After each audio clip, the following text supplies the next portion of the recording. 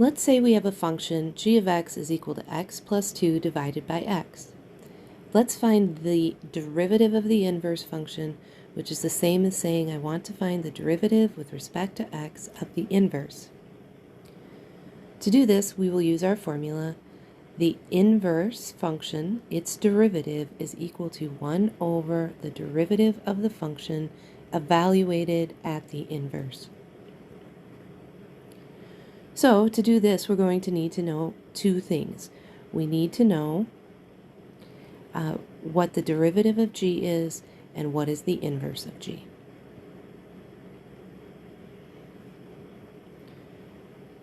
Let's find g prime first. Using the quotient rule, g prime, the derivative of this function is low x, d high, the derivative of the numerator x plus 1 is just 1, minus high, which is x plus 2, d low, which is 1, all over low, which is x squared. So just simplifying, we get x minus 2 over x squared, or the derivative of g is negative 2 over x squared. Okay, so that's our first result. Now we need to find the inverse function.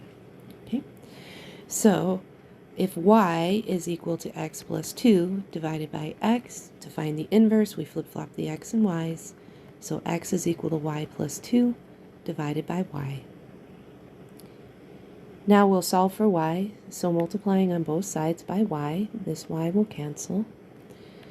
So we get y times x is equal to y plus 2. We'll move all the terms with y over to the left-hand side, so yx minus y is equal to 2. Then we have a common factor of y, which we can factor out. So y times x minus 1 is equal to 2, or that y is equal to 2 over x minus 1. This is g inverse of x. All right, and now we're ready to find the derivative of this using our formula. So we know that the inverse, its derivative, is equal to 1 over the derivative of the function evaluated at the inverse. So the derivative of our function we showed was equal to minus 2 over x squared. But we're not going to put x in. We have to evaluate that at the inverse, and the inverse is 2 over x minus 1. Okay, all of this is in our denominator, and now we begin to simplify. So this becomes 1 over negative 2.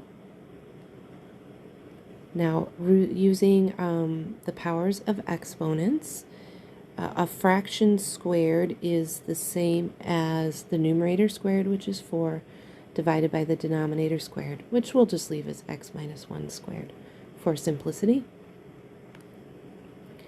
which is equal to 1 over. Now, when dividing fractions, remember this is 2 over 1, so you take the numerator and you multiply by the reciprocal of the denominator. So x minus 1 squared over 4.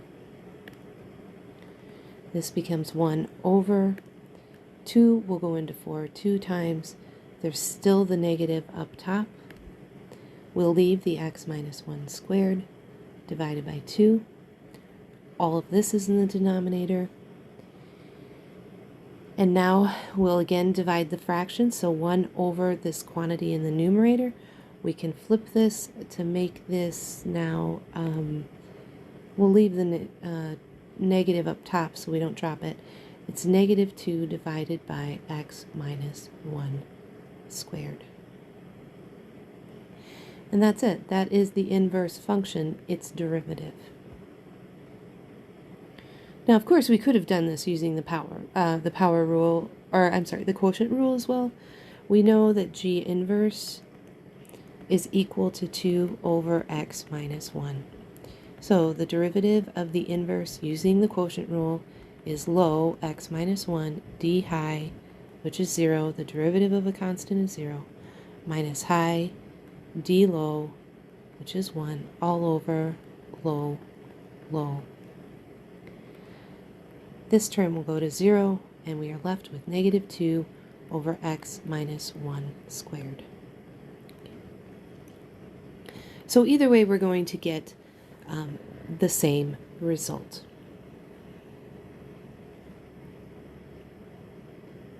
Now, where this becomes more helpful is when we're talking about trying to find the derivative with respect to x of the inverse trig functions.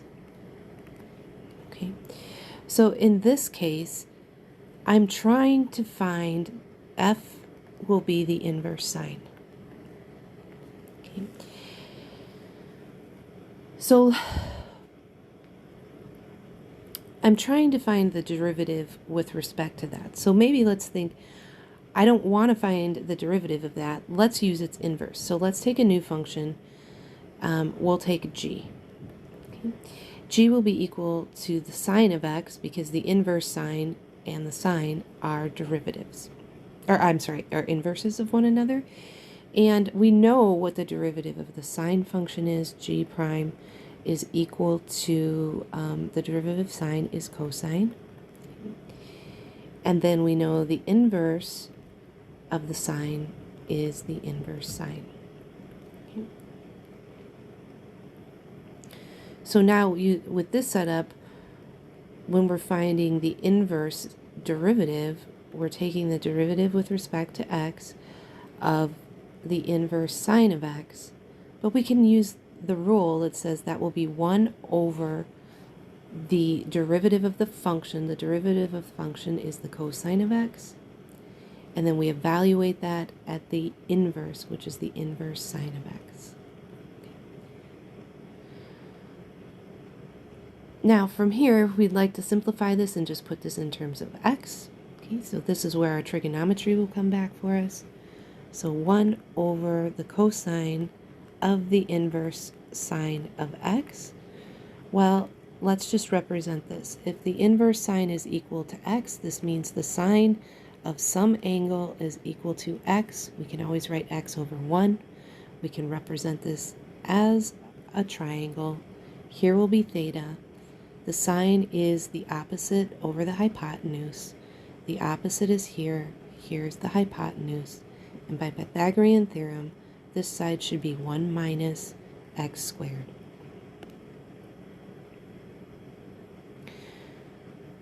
Now what we're trying to do is find the cosine of this angle theta, right? Well, from there we can just read it. The cosine is the adjacent over the hypotenuse. So the cosine of this angle theta is just the square root of 1 minus x squared. And that's it. We can plug this in. We get the square root of, let's see, 1 divided by the square root of 1 minus x squared. And this is the derivative with respect to x of the inverse sine of x.